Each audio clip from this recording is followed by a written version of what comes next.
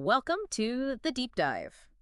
This is where we take those complex topics and really try to break them down, give you those aha moments. And today, we're definitely doing that. We usually think chemistry, we think electrons, right? Those tiny things whizzing around the outside, doing all the bonding stuff. But Yeah. today, we're going way deeper into something, well, much smaller, but way, way more powerful, the atomic nucleus. Okay, let's unpack this then. We're talking about the absolute core of the atom, a place that's just incredibly dense and packed with energy. To give you a sense of scale, imagine the nucleus of a hydrogen atom is like a ping pong ball. Its electron. It would be orbiting, on average, about half a kilometer away. That's quite the distance. And the density, well, if you had a ping pong ball made of nuclear material, it would weigh something like 2.5 billion tons. Yeah, it's almost impossible to wrap your head around, isn't it? Exactly. And the energies involved here are millions of times greater than, your standard chemical reaction. So our mission today is to really demystify this nucleus. We want to understand what makes it stable, how it changes, why it holds so much power, Yeah. and how all that affects everything from medicine to energy. Really make it clear without needing diagrams in front of you. It's amazing how our picture of the atom changed. Atom meant indivisible for ages. Right, until people like Rutherford came along early last century and showed, nope, there's a dense bit in the middle. And now we know that bit, the nucleus, is made of primarily two particles, protons and neutrons. Mhm. And collectively, they're just called nucleons. Keeps it simple. Nucleons, okay. So when we talk about a specific atom, we use the atomic number, right? Z. Yeah, Z. That's just the number of protons. Is what defines the element. 6 protons, always carbon. Got it. And the mass number, A, is protons plus neutrons. Exactly. So you can have atoms of the same element, same number of protons, but with different numbers of neutrons. Those are isotopes. Like carbon-12 and carbon-14. Both carbon, different neutrons. Precisely. And any specific combination, like carbon-14, we call that a nuclide. And what's really fascinating here, going back to that ping pong ball, is just the sheer power locked inside those tiny structures. Like you said, the energy scale for nuclear stuff is just, it's millions of times bigger than chemical reactions. Right. And that fundamental difference is why nuclear chemistry is so important, for energy, for medicine. We're tapping into something huge. Right, that immense power. And it kind of begs the question, what actually makes a nucleus stable? Because they don't all just sit there peacefully, do they? Not at all. There's thermodynamic stability, sort of its energy compared to its parts, and kinetic stability. Kinetic stability is about whether it's actually likely to fall apart, to decay. And many are unstable, they're radioactive. Meaning they spontaneously change into something more stable by spitting out particles. That's radioactive decay. Like your carbon-14 example, turning into nitrogen-14 and kicking out an electron. Exactly. And a key thing here is conservation. In these nuclear reactions, the total mass number A and the total atomic number Z, they have to balance out before and after. Okay, so the books have to balance, basically. Pretty much. Hmm. And if you actually plot out the stable nuclides, neutrons versus protons, you see this pattern.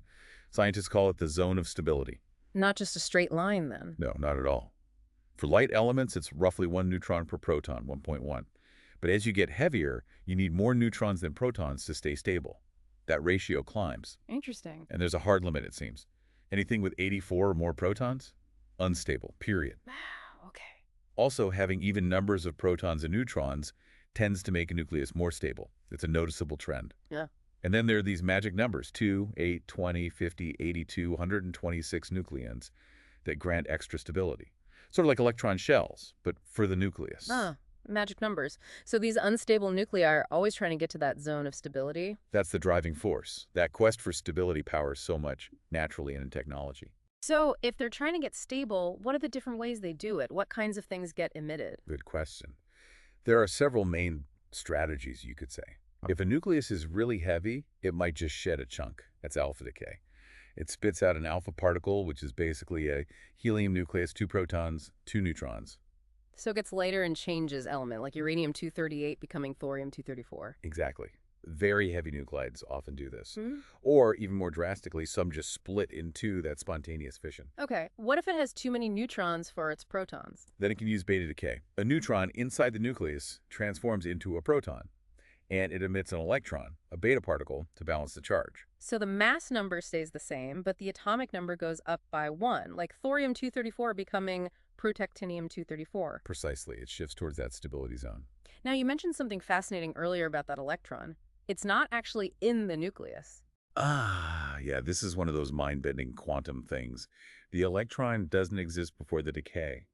When the neutron changes to a proton, energy is converted into matter that electron is created right then and there. Wow. Okay. Like words being formed as you speak them. Kind of. It's a real manifestation of Ibs-ideia. So what about the opposite problem? Too many protons. Two main ways to handle that. One is positron production. A proton changes into a neutron, and it emits a positron, plus 1e, which is like an electron but with a positive charge. It's antimatter. Antimatter. So sodium-22 decaying to neon-22 would do that. It could, yes. The other way is electron capture. The nucleus actually grabs one of its own inner orbital electrons, pulls it in, and combines it with a proton to make a neutron. So again, a proton becomes a neutron, like mercury-201 turning into gold-201. Right. The alchemist's dream, Okay. almost, but not very efficient. In both positron emission and electron capture, often release extra energy as gamma rays. Gamma ray is just high-energy light. Right. Exactly. High-energy photons. They often accompany other decay types when the nucleus is left in an excited state and needs to settle down. And sometimes it takes multiple steps, a whole chain reaction. Yes, a decay series. Especially for the very heavy elements. They might undergo alpha decay, then beta, then alpha again, maybe multiple times, step by step, until they finally land on a stable nuclide. Uranium-238 eventually ends up as lead-206 after a long series. That variety really shows how they're navigating towards that stable zone. It does. And this naturally leads to the question, how fast does all this happen? Can we predict it? Yeah, it seems so random for one atom, but is it predictable for, like, a whole bunch of them? It is, remarkably so. While we can't predict which atom will decay next, the overall rate for a large sample is very predictable. Radioactive decay follows first-order kinetics. Meaning the rate just depends on how many radioactive atoms you have left. Exactly. The more you have, the faster the decay rate overall. Yeah. And this leads to the concept of half-life, $212. Ah, half-life. The time it takes for half the sample to decay. Right. And the crucial thing is, it's a constant for a specific nuclide. Doesn't matter if you start with a gram or a ton, the time for half of it to decay is always the same. Like technetium-99 meters used in medicine has a half-life of about 6 hours. So after 6 hours, half is gone. After 12 hours, 3/4 is gone. Half of the remaining half. After 18 hours, 7/8, and so on. And that half-life really matters in the real world, doesn't it? Absolutely. It dictates how long something remains radioactive and potentially hazardous, Mhm. or how useful it is for certain applications. Take strontium-90. It's a fission product, has a half-life of about 29 years. Right. Chemically, it's like calcium. So it gets into the environment, into the food chain. Mhm. It can get incorporated into our bones and sit there irradiating tissues for decades. That's a serious health hazard. Right. Long half-life, chemically active, bad combo. Yeah. But half-lives range incredibly widely. Some are fractions of a second, like polonium-214. Others are billions of years, like uranium-238, which is around 4.5 billion years. Billions. That's why it's still around from the Earth's formation. Exactly. And that huge range is what makes radioactive isotopes useful for everything from fast medical scans to dating ancient rocks. Dating rocks. Okay, but humans didn't just watch this happen, right? We figured out how to cause nuclear changes. We did. Rutherford, again, back in 1919, he didn't just discover the nucleus. He was the first to achieve artificial nuclear transformation. That's changing one element into another on purpose. Yes, he bombarded nitrogen gas with alpha particles and detected oxygen. Nitrogen-14 turned into oxygen-17. That must have been revolutionary. How do we do it now? With bigger machines, I assume. Oh, yeah. We use particle accelerators like cyclotrons or linear accelerators. These machines use electric and magnetic fields to get charged particles like protons or alpha particles moving incredibly fast, fast enough to overcome the positive charge repulsion of the target nucleus and slam into it, causing a reaction. Smashing atoms together, basically. Pretty much. Another key technique is using neutrons. Ah, because they don't have a charge. Exactly. No electrostatic repulsion. So even slow neutrons can just wander into a nucleus and be absorbed, transforming it. This neutron bombardment has been crucial for creating transuranium elements. Elements heavier than uranium, Z greater than 92. Right. Uranium was the heaviest known element naturally occurring in significant amounts. But starting in 1940, scientists began synthesizing elements 93, neptunium and 94, plutonium, and onwards. Creating brand new elements. Yeah, often through incredibly complex experiments involving international collaboration, like creating element 117, tennessine. That involved firing calcium-48 ions at a target of berkelium-249 for months in a specialized facility, really pushing the frontiers. It's amazing we can make them, even if they vanish quickly. But how do we even know they're there? How do we detect radioactivity? Good point. We can't see or feel it directly, usually. We need instruments. The classic one is the Geiger-Miller counter, or Geiger counter. The clicky thing from old movies? That's the one. It basically has a tube filled with a gas, like argon. When radiation passes through, it knocks electrons off the gas. Atoms ionizes them. This creates a little pulse of electricity, which the counter detects, often as a click or a reading. Okay. Any other ways? Yeah. Scintillation counters are also very common. They use materials that actually emit a flash of light. They scintillate when struck by radiation. Yeah. Sensitive detectors pick up these light flashes and count them. Okay, so we can detect it. And you mentioned dating things. How does that work? Radiocarbon dating. Right. Radiocarbon dating is maybe the most famous application. Willard Louis won a Nobel Prize for it. It uses carbon-14, which is an isotope of carbon. It's radioactive, with a half-life of 5,730 years. And how does it get into things? It's constantly being made in the upper atmosphere. Cosmic rays hit nitrogen atoms, nitrogen-14, and turn them into carbon-14. This C14 gets incorporated into carbon dioxide, just like normal C12. And plants breathe that CO2. Exactly. Plants take it up, animals eat the plants, so all living things maintain roughly the same ratio of C14 to C12 as the atmosphere. But when they die... They stop taking in new carbon. The C12 just sits there stable. But the C14 starts to decay away, following its half-life. Ah, so by measuring the remaining C14-C12 ratio in something organic like wood or bone or cloth, you can figure out how long ago it died. Precisely. It's effective for dating things back maybe 50,000 or 55,000 years. Were there limitations? Yeah, a couple. You have to assume the atmospheric C14 level was constant, which isn't quite true, but we can correct for that using tree ring data. And obviously it only works for organic materials and only up to a certain age. So for really old stuff like rocks. You need isotopes with much longer half-lives. Uranium-lead dating is a key one. Uranium-238 decays eventually to lead-206 with that 4.5 billion year half-life. By measuring the ratio of U-238 to Pb-206 in certain minerals within rocks, geologists can date incredibly old formations, even estimate the age of the Earth. Amazing stuff. And what about the medical side? You mentioned radio tracers. Yes, radiotracers are hugely important in medicine. These are radioactive nuclides attached to the molecules that the body uses. You introduce a tiny safe amount into the patient, and because it's radioactive, you can track where it goes using detectors outside the body. So you can see how organs are functioning. Exactly. Iodine-131, for instance, naturally goes to the thyroid gland, so you can use it to see if the thyroid is overactive, underactive, or has abnormal growths. Clever. Thallium-201, or technetium-99 meter, can be used to image blood flow in the heart, looking for damage after a heart attack.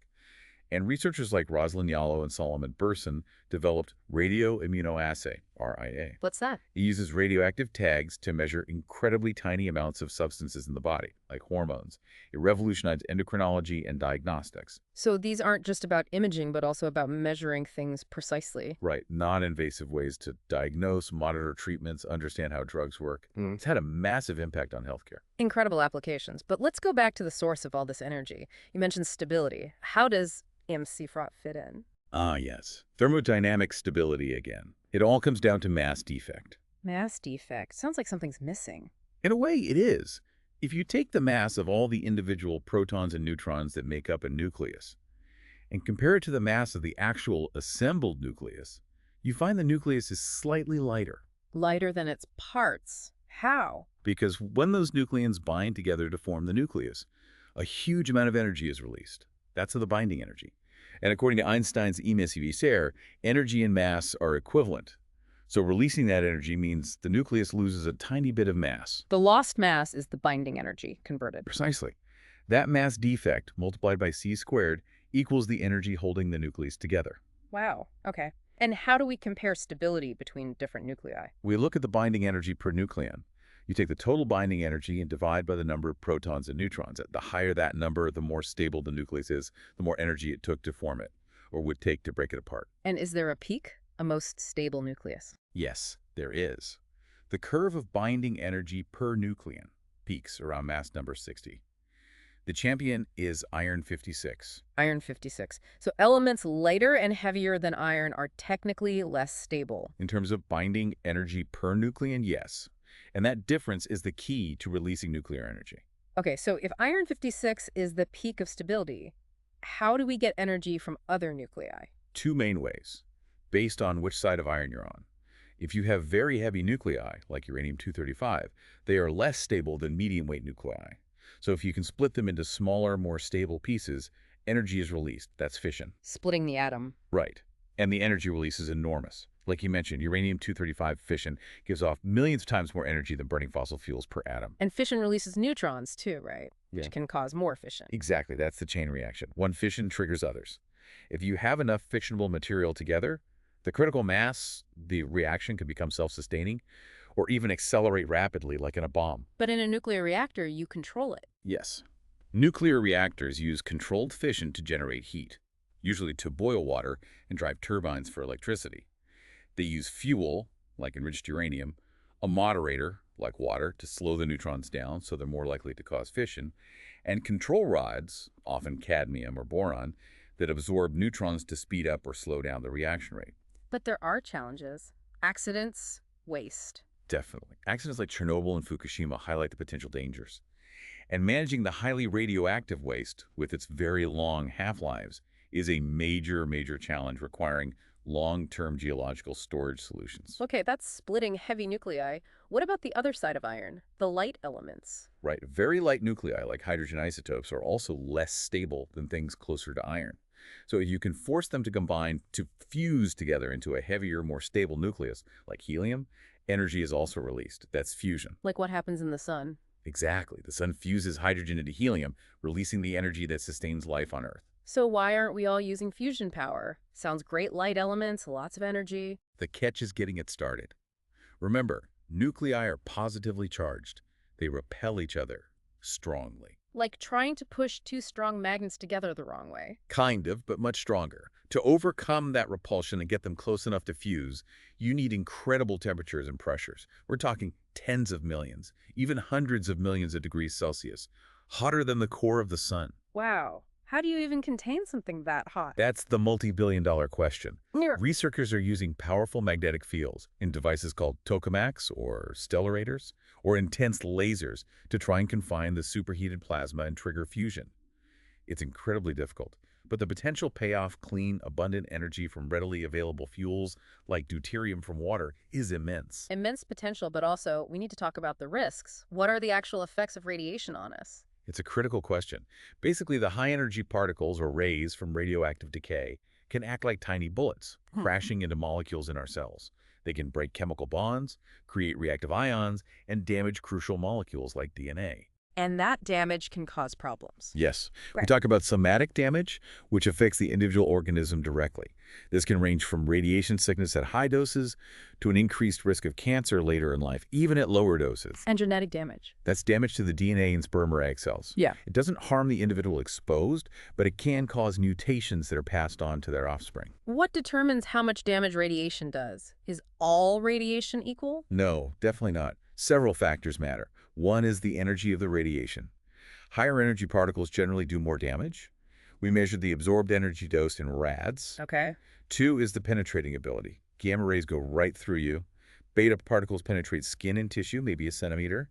Alpha particles are stopped by the outer layer of skin. So alpha isn't dangerous from the outside? Not usually. Yeah. But factor 3 ionizing ability, alpha particles, despite their short range, are very effective at causing intense damage along their short track. So if you ingest or inhale an alpha emitter, like radon gas decaying in your lungs, it can be extremely harmful. Ah, so internal exposure is key for alphas. Yes. And factor 4 is the chemical properties of the source. Does it stay in the body? Where does it go? Strontium-90 stays in bones for years. Krypton-85 is an inert gas. You breathe it in and out quickly. Same type of radiation. Very different long-term risk. So we need a measure that accounts for the biological effect, not just energy. Exactly. That's the Rem-Roentgen equivalent for man. It multiplies the rad dose by a factor, RBE, that reflects the biological effectiveness of that specific type of radiation. 1 rem of alpha damage is biologically much worse than 1 rem of gamma damage, even if the energy deposited is the same. And what about low levels? Is there a safe threshold? That's debated. The linear model assumes any radiation exposure increases risk proportionally. The threshold model suggests there's a level below which the body's repair mechanisms can handle the damage. For safety regulations, scientists usually default to the more cautious linear model. Assume any dose carries some risk. Which makes sense when dealing with things like nuclear waste. Absolutely. The long-term accumulation and safe handling of radioactive materials remains a huge societal and scientific challenge. Balancing the benefits and risks is crucial. What a journey. We've gone from the incredibly tiny nucleus, explored its stability, its transformations, seen how we measure it, use it for dating, for medicine, unpacked the immense energy in fission and fusion, and considered the very real risks of radiation. It really shows how understanding these fundamental nuclear processes is vital, for making informed decisions about energy, health, and our future. It really does. And it makes you think, doesn't it, considering that ongoing debate about nuclear energy. What specific breakthrough, maybe in waste disposal, or perhaps finally achieving practical fusion, do you think could genuinely change the game for public acceptance? And maybe more importantly for our listeners, what role could bright students like you studying chemistry today play in making that future happen? That's the ongoing challenge. A huge challenge and a fascinating one. The future really could hinge on answers to those questions. Well, thank you for joining us on this deep dive into the atomic nucleus. We hope you feel a little more well-informed, maybe sparked some curiosity. From the Deep Dive team, thank you for listening.